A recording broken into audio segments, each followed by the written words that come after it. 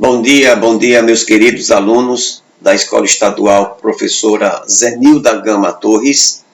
Estamos de volta para mais uma aula de Geografia do 7º ano, e contamos com a sua cooperação, contamos aí com a sua atenção para mais uma aula, tá certo? Daqui para frente estaremos estudando o povo brasileiro.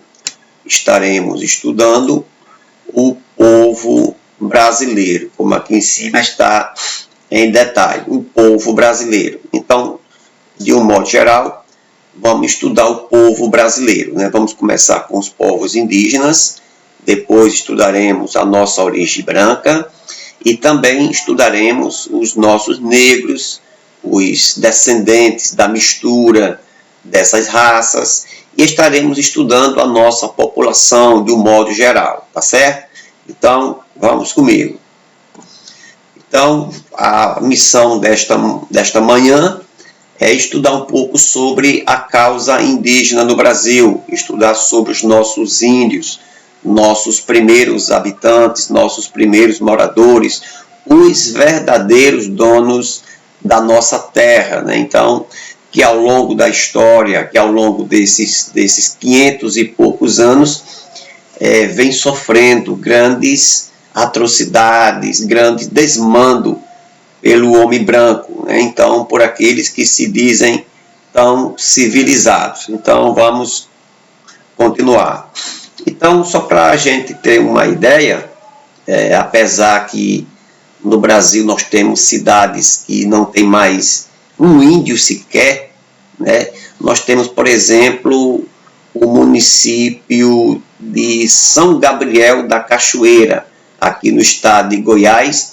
Ele tem quase 30 mil índios, bem como também o município de São Paulo de Olivença, né? Acho que é Olivença, tem quase 15 mil índios, e o município de Tabatinga, que tem quase 15 mil índios também. Todos esses 3 municípios nos estados, aqui no estado do Amazonas, na região norte do nosso Brasil. Então, locais com mais de 80 mil índios, nós temos o Amazonas, né?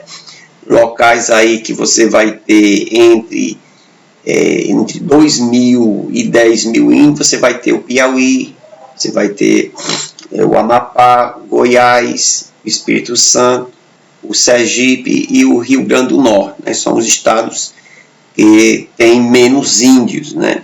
Mas estão sobrevivendo. A quantidade de índio que nós tínhamos na época da colonização é muito maior do que nós temos hoje, né? Então, no Brasil, no ano de 2010, houve mais um censo, e no Brasil, neste período, né, quase 170 mil pessoas, elas se declaravam índias, né? Isso aqui no Brasil não, isso aqui na região norte, né? No censo de 2010, aproximadamente quase 170 mil pessoas se declaravam indígenas aqui no estado do Amazonas. Vamos ver aqui algumas considerações para a gente ver mais alguns detalhes, né? Dizem, né, os estudiosos, que não são dados muito precisos, que entre 2 a 10 milhões de indígenas viviam no Brasil quando os portugueses chegaram aqui. É possível que 12 mil anos os índios chegaram na América do Sul, vivendo da caça, da coleta, nos estados do Mato Grosso, do Piauí, Minas Gerais e Goiás. Então, aqui são os dados que os estudiosos têm, dizendo que aproximadamente aí 12 mil anos, né, já existia índio aqui na América do Sul. Já existia índio aqui na América do Sul, e em especial no Brasil, nos estados de Mato Grosso, Piauí, Minas Gerais e também o estado de Goiás. Aí foram se espalhando, né, por todo o Brasil. Nós sabemos que os índios, eles não são oriundos do próprio Brasil e nem da própria América do Sul. Esses índios vieram da Ásia, de alguma maneira, tá certo? Os índios, eles formam hoje um contingente de aproximadamente 0,47% da população brasileira, né? Então, nós temos no Brasil 210 milhões de habitantes. Desse total, chega aí uma porcentagem de 0,47%. De acordo com o IBGE, que é o Instituto Brasileiro de Geografia e Estatística, no censo de 2010, no Brasil havia 896.917 indígenas, o total no Brasil, né? Aproximadamente 60% desse total, eles vivem em terras indígenas, oficialmente reconhecida pelo governo federal. Deste número, 324 moram nas cidades e 572 mil moram em áreas rurais, né? Então, vocês observam que é muito grande a quantidade já de índios que moram nas cidades e que automaticamente, quanto mais nas cidades eles moram, mais perdem a sua identidade, mais perde a sua cultura, mais perde o seu modo de viver, né? Isso aqui é uma questão lógica mesmo. Quando se fala em pesquisar sobre a presença dos índios, né, nós temos algumas maneiras de fato que você pode estudar a presença do índio, né? Uma das maneiras de você estudar, pesquisar a presença do índio, a história dos índios, você tem os famosos sambaquis, né? Os famosos sambaquis, né? O que são, na verdade, sambaquis? Deixa eu fazer aqui uma pequena alteraçãozinha aqui, com licença, bem rápido, isso. O que são de fato sambaquis? Sambaquis são depósitos formados de conchas e ossos humanos e também de restos de animais e pedaços de madeiras e pedaços de cerâmica e também de madeira e outros vestígios acumulados que se calcificaram ao longo de milhares de anos. Então aqui vocês têm aqui uma espécie, nós temos aqui uma espécie de morro de conchas, né? E os índios eles iam amontoando. E aqui não é difícil você encontrar restos mortais, caveiras humanas, restos de plantas, de galhos, né? De cerâmica. Então aqui vocês estão vendo. Isso aqui é sambaqui. Isso aqui são muito encontrados aqui no nosso litoral.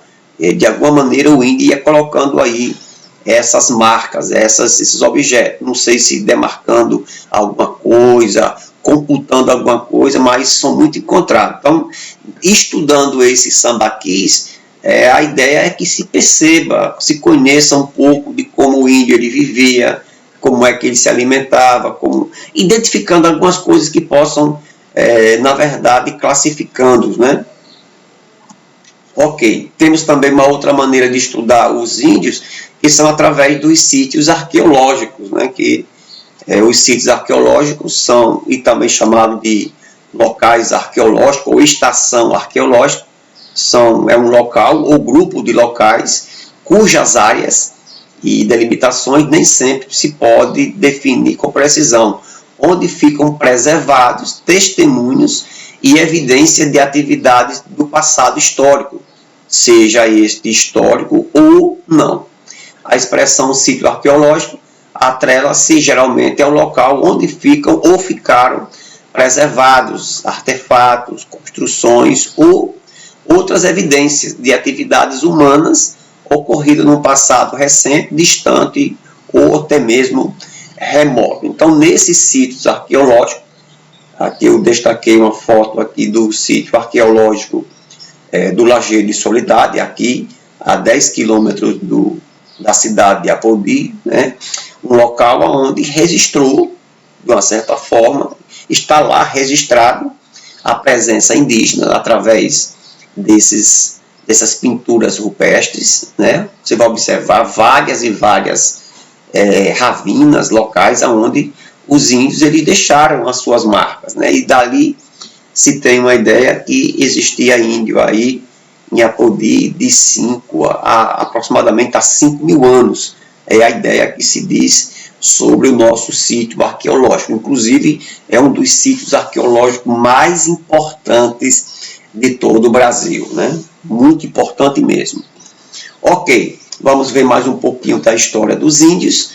Quando os portugueses chegaram no Brasil, né? Então, foi mais ali pelo litoral de todo o Brasil, principalmente no litoral ali da Bahia, e daí desce mais para o sul do Brasil, se encontrou índio praticamente nesse litoral, né?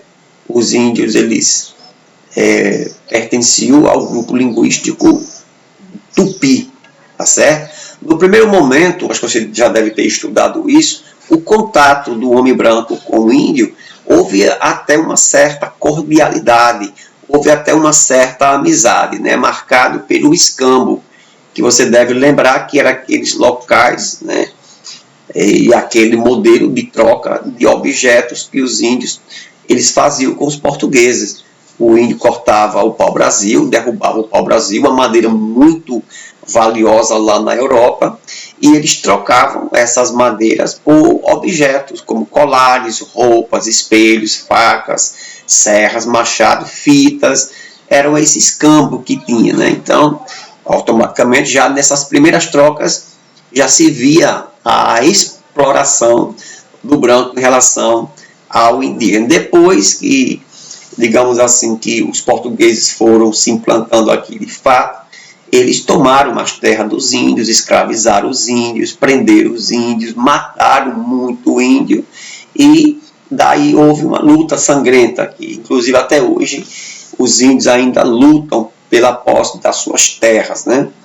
Ok, aqui temos uma foto emblemática do homem branco fazendo uma espécie de cortejo aqui, levando uma família indígena, né, escravizados, acorrentados. Os índios tiveram muitas dificuldades em ser escravizados porque eles sempre trabalharam livres e também botaram o índio, o homem, para trabalhar em atividades que naturalmente era feito por mulheres, né, pelas índias. Muitos deles preferiram morrer ou até mesmo ser escravizados, né? Consequência da colonização. Então, o que foi que essa colonização ela trouxe para nossos indígenas? Será que trouxe coisas boas, somente coisas boas? Vocês já observaram que não, né? A primeira grande consequência que os índios eles passaram ao longo desses anos foi a chamada aculturação. O índio ele perdeu parte da sua cultura nesse contato com o homem branco, sendo feito de maneira muito arbitrária, inclusive desde os primeiros contatos. E Portugal já enviava os jesuítas para fazer a catequização, para ensinar o cristianismo ao índio, né? Então, muitos dos índios, além de perder um pouco dessas características religiosas, eles também perderam muito mesmo da sua vida social, da sua vida em sociedade, né? O índio, de um modo geral, mudou a sua alimentação, mudou o seu jeito de ser, mudou. Então, houve uma pressão muito grande da cultura branca sobre a cultura índia, a cultura dos índios, né? Então, isso foi uma questão muito crucial. Aqui vocês estão vendo aí ao fundo um índio já bem aculturado, no que diz respeito à cultura branca, né? Já aí tendo domínio de notebooks, né? Já tivemos até índios, né? Como o cacique Juruna, que já foi deputado no Brasil, né? Então, ficou esse marco na história. Houve também a questão das consequências. O branco trazia doenças como gripe, sarampo, tuberculose, a varíola e tantas outras doenças. Quando tinha contato com essas doenças, morria tribos inteiras, aldeias inteiras, porque eles não têm essas defesas do organismo como nós temos, né? Nós já tomamos remédios, vacinas, e eles não. Inclusive hoje, um dos principais papéis da FUNAI, que é a Fundação Nacional do Índio, é vacinar esses índios, cuidar, além das terras, cuidar também da saúde desses indígenas, apesar que não se mostra tão eficiente neste papel, como deveria ser, lógico. Então, houve isso, né? Então, muito índio já morreu no Brasil pela questão das doenças, as chamadas doenças do homem branco. E os índios dizem muito isso, né? O homem branco trouxe doença para o nosso povo, conflitos por causa das suas terras, né? Que o índio ele não aceitava e não aceita ser colocado para fora das suas terras, expulso das suas terras. As populações indígenas perderam suas terras e sofreram um aniquilamento progressivo. Então, grande parte do povo indígena do Brasil foram dizimados. Eu estou aqui me referindo ao Brasil, mas a mesma história, tem o mesmo enredo, tem o mesmo desfecho em todos os países da América passaram por isso, né? Não foi uma situação local do Brasil. Durante o período da colonização, está aqui a capitania de São Vicente, que ficava hoje onde fica São Paulo, nos séculos XVI e XVII, foi o maior exemplo disso. De lá partiram as bandeiras de caça ao índio que promoviam verdadeiras guerras de extermínio. O Brasil começou a ser povoado mais para o interior e essas bandeiras eram um grupo de pessoas que já iam lá, já se infiltravam de Brasil adentro com essa finalidade de caçar índio, e alguns deles também faziam parte das entradas, entravam também no Brasil adentro atrás de riquezas, mas as bandeiras especialmente eram com o intuito de caçar índio, como se fosse um animal qualquer, um animal, né? As terras indígenas, né? Nós temos aqui um mapa, que eu espero que meu cabeção não esteja atrapalhando aí, o mapa. Essas partes verdes são locais onde existem as terras indígenas, as terras demarcadas. Pasmem, até 1910 não havia uma lei que garantisse alguma posse da terra ao índio no Brasil, né? Aproximadamente aí 400 anos, 400 anos aproximadamente de história de colonização do Brasil. Não tinha uma lei que garantisse a posse das terras definitiva para os índios. Em 1910 foi criado o SPI, que é o Serviço de Proteção ao Índio. Então, depois de tanto desmando, de tanto abandono, se criou o SPI, que é um órgão que, na verdade, lidava com a proteção ao índio. No ano de 67, o SPI ele é encerrado e foi criada a famosa FUNAI, a Fundação Nacional do Índio, né? Que é um serviço de proteção ao índio, que até hoje tem, né, que lida com essas questões, com esses conflitos entre brancos e os índios. É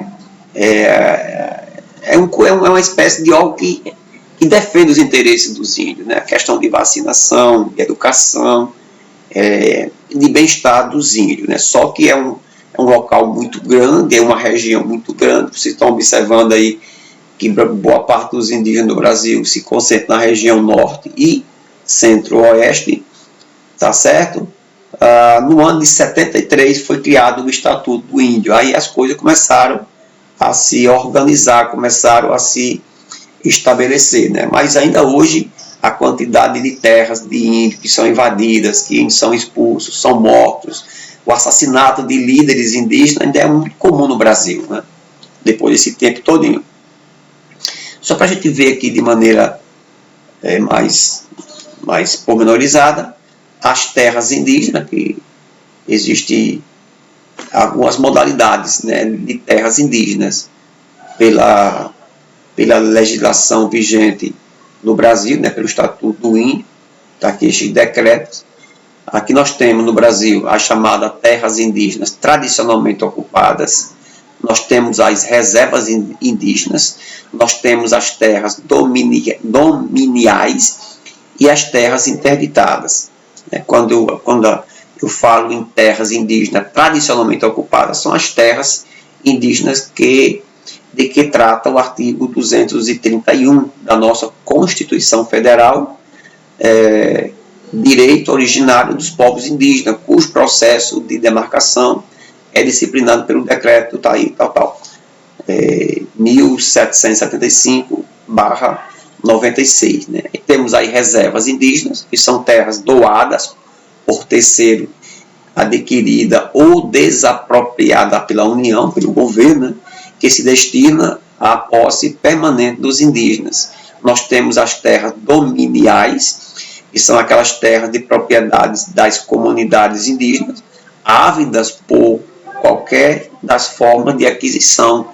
São aquelas terras que são dos índios, mas que ainda não têm uma espécie de documentação, de registro.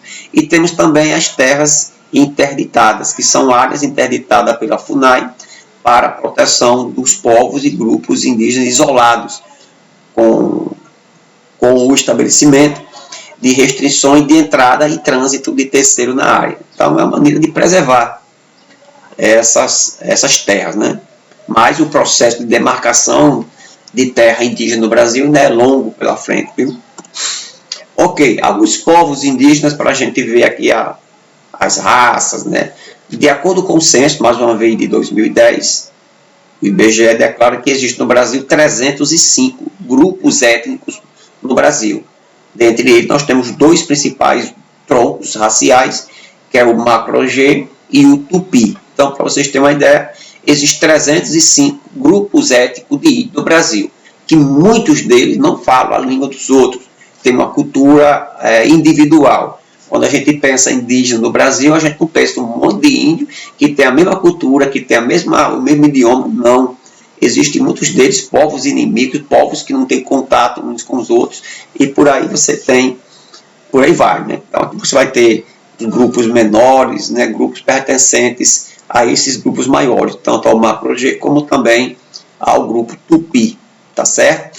As 10 principais tribos de índio no Brasil, você vai ter aqui a tribo Guarani, o Ticuna, o Caingangue, o Macuxi, o Guajajara, melhor dizendo, o Terena, os Yanomamis, os Chavantes e os Potiguaras e os Pataxós. São as tribos mais numerosas no Brasil, né? Aqui você vai ter os locais específicos onde cada uma delas, digamos assim, mora, habita de um modo geral. Atualmente existem 274 línguas indígenas no Brasil, né, segundo o Instituto Brasileiro de Geografia e Estatística. Muitas delas surgiram dos troncos linguísticos Tupi e o Macro-G. A oralidade é algo ainda muito notório no meio das comunidades indígenas. Então, muito daquilo que os índios têm não está registrado em livros. Os índios passam essa cultura de geração em geração, de maneira oral, sem ter aquela questão do registro, né? Então, muita coisa se perde. De um modo geral, os índios no Brasil vivem em habitações coletivas, compartilhando ocas ou malocas, feitas geralmente de madeira e palha. Esses locais de grandes dimensões não possuem divisões geralmente abrigam várias famílias. A divisão de tarefas é muito clara na sociedade indígena, de modo que os homens ficam encarregados da caça e da defesa dos territórios e de construção. Já as mulheres se encarregam do plantio e a colheita de alimentos, além de cuidar das crianças e produzir os utensílios e adornos utilizados pela tribo. Então, o trabalho é dividido de acordo com a idade e de acordo com o sexo, né? A religião indígena, a grosso modo, é uma religião panteísta. Os índios eles adoram a vários e vários deuses. Tem o sol como Deus, a lua como Deus, o trovão como Deus, as plantas como Deus. Então, eles são panteístas, né?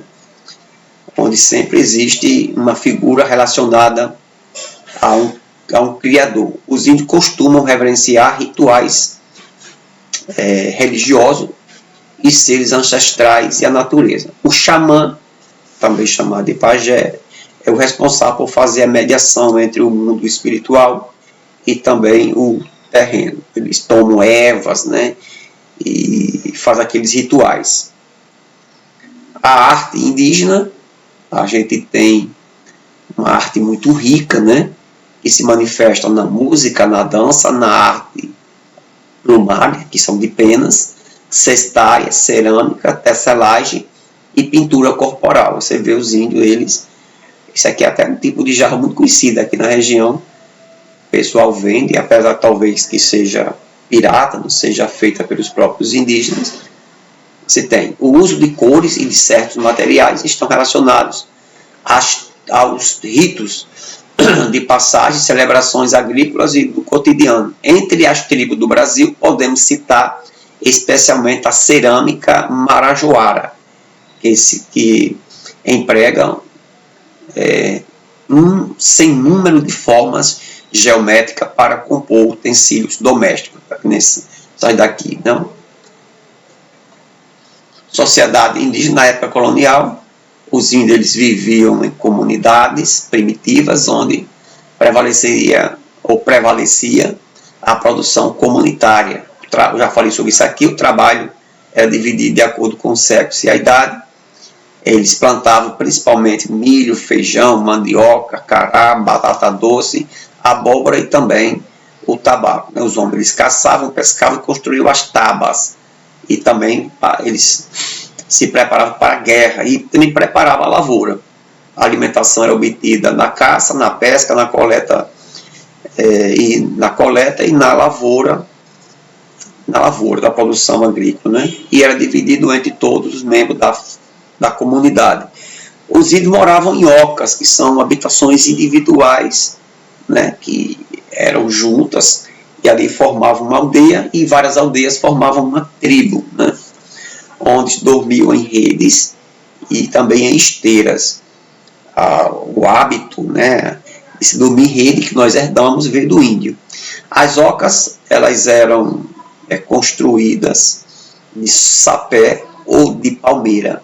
Eram distribuídas em volta de um grande círculo, onde os índios faziam suas refeições e suas cerimônias religiosas. Essas ocas eram habitações menores, individuais dos índios, né? Aí várias ocas que eles formavam uma aldeia, e várias aldeias formam uma tribo. A divisão mais ou menos é esta. E você vai ter uma foto, né, de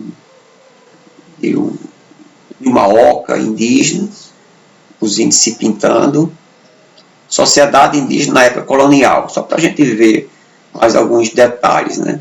Um conjunto de oca formava uma aldeia ou uma taba, já várias tabas ou várias aldeias formavam-se uma tribo. Os índios adoravam a vários deuses, como já havia dito, né? Admitia uma trindade superior composta por Guaraci, que era o sol, Jaci, a lua, e o Perudá, ou o Rodá, deus do amor, né? Adorava as forças da natureza, vento, chuva, relâmpago, trovão. Tinha medo dos maus espíritos. Um desses maus espíritos, para ele, né, por exemplo, era o Jurupari, que provocava pesadelos e apertava a garganta das crianças de noite. O casamento ele era monogâmico, em poucas tribos você vai ter casamento poligâmico, né? Era um casamento de um homem com uma mulher. E quando uma jovem desejava casar, quando um jovem desejava casar com uma jovem de outro grupo, trabalhava para seu futuro sogro até comprar, digamos assim, né? Até adquirir aquela jovem. Para os carajás, era considerado apto para o casamento o jovem que carregasse um tronco de madeira pesadíssimo. Os noivos tinham de suportar uma surra de chicote, né? Então, para casar, a boca era bem quentinha. Então, não sei se algum de vocês aí se habilitaria aí, né? Ok. Entre os índios também, em algumas tribos, você vai ter o ato de antropofagia. O índio, ele era, e alguns ainda, eles comem carne humana. Então, quando um branco desavisado aparecia naquelas regiões, eles virariam uma boa sopa, né? Então, são os grupos mais perseguidos, porque eles, além de defender suas terras, viam também os brancos como alimento, né? E aqui ele vai dizer aqui que não é porque faltava alimento não, mas fazia parte, aqui ó, a antropofagia entre os índios não era provocada pela ausência de alimento. Os índios devoravam seus semelhantes por dois motivos: a vingança ou então cultos aos ancestrais, né? Ok. Ainda sobre nações indígenas na época colonial. Desde a época colonial houve um interesse em conhecer os indígenas, a fim de torná-los aliados contra as invasões dos europeus. Isso aqui já falei já para vocês, né? Vamos passar. Aqui nós temos um mapa, aqui mostra um pouco os povos indígenas do Brasil. Você vai ter aqui aqueles povos que eu tinha falado, né? Aqueles grupos Tupi-Guarani, o Gé, os Aruaque, o Caribe, o Pano, Tucano, o Charrua e outros grupos, né? São grupos maiores que se dividem em grupos menores, né? A herança, já vimos um pouco sobre isso, mas o índio ele deixou muita herança para o branco, né?